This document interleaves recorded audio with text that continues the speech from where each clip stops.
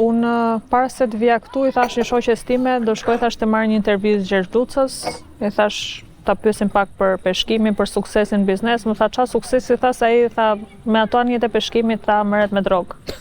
Dhe këtë kam dëgjuar nga shumë njerëz të tjerë. Tash pyetja ime është atë drogën si e bëni? E fusni te barku i peshkut, e qepni prapë, e fusni në akull? Në 1998 unë nga një histori që u kriju mas pjesës të 97-s që mu më ngelin dorë peshkimi ku të di unë se çfarë, vendosa të hapesha gjithandej nga një këshillë e një miku që kisha morë në Amerikë, që më tha, duhet hapesh me tregun që mos merresh më me këta. Edhe një nga investimet e mia ishte edhe Malezi. Në atë kohë, kur unë kam investu, ishte akoma ish Jugoslavia, ishte pa u ndarë Malezi me Serbi. Nuk e di, ti je re, je fëmijë, nuk... Dhe me zorë morë ato vizat ato gjonat, gjithmonë kalonim ne nga hani hodit, sepse nuk ishte hap kjo në Bozhaj, kjo kufiri tjetër. Dhe në bar, në këtij var, shkoj aty me ato autoritetet e portit e të gjitha dhe marr një vend mund marin, ishte një vend ku ishte fare dalja ndet dhe ngrej një stabiliment shumë bukur, rreth një 1000 metra katror dhe marr licencën e parë për të eksportuar në Europë, në ish Jugosllavinë asaj kohë dhe fillova veprimtarinë. Kalonin makinat e mia për ditë në anë të hodit, ngarkonin, shkarkonin, vinin, ngarkonin këtej, shkonin andej dhe kështu me radhë. Masi atë 3-4 muajve kisha fillu punë, më ndalojnë gjithë makinat në kufi, kontroll. Tha çka kanë? Nga krahu i Malezi.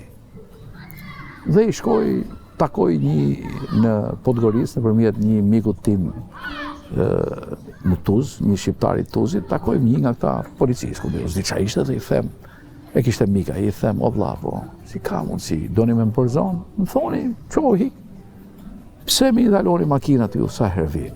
A i filloj të qesh.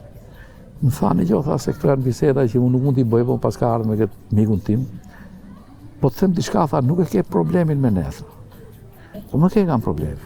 Shikoj problemin të vendi jo. Sepse ne në mënyrë sistematike na vënë letrat dhe thonë kontrollojeni këtë njeri, këtë subjekt, sepse ky fut drogë në barkun e peshkut. Edhe qeshte. I thash, po mirë, pse qesh? Po nuk kuptoj, tha, si ka mundësi fantazia e organeve tuaja, të institucioneve tuaja të arrijnë deri këtu. Ti bjen merluc, ti bjen barbun, ti bjen peshk. Në cilin bark do futeshin, e kupton? Dhe që atëherë, që në atë kohë, njerëzit që janë mësuar, të rinë të gota rakis, që të punojnë në administrat, që mos shohin njerëzit që vrapojnë dhe mos kenë sy të shohin dhe të ndjejnë që një rrugë ka për të ecë përpara. Puna. Janë të njëjtit personazhe dhe sot në shtet, ose janë njëjtit personazhe që vazhdojnë. Po me thonë drejtën sot kanë një drejt madhe dhe kanë një të vërtet, sepse toni është i madhe. Dhe barku i tonit i mban ja 4 kg mrena. Shkon që e ke matur? Dhe po 4 kg, po e ka mat. Dhe këto eksportet që kanë filluar tash në drejtim të Japonisë edhe të Kanadas edhe të Spanjës dhe të Amerikës. Me thonë drejtën 4 kg për i ton që i bjen 250 kg justifikohet, është për e mban të pa. Ose për transport paguaj rreth 3-4.000, 5.000 euro. 4 kg, domethënë një ton 200 kg, 20.000 euro vetëm mall.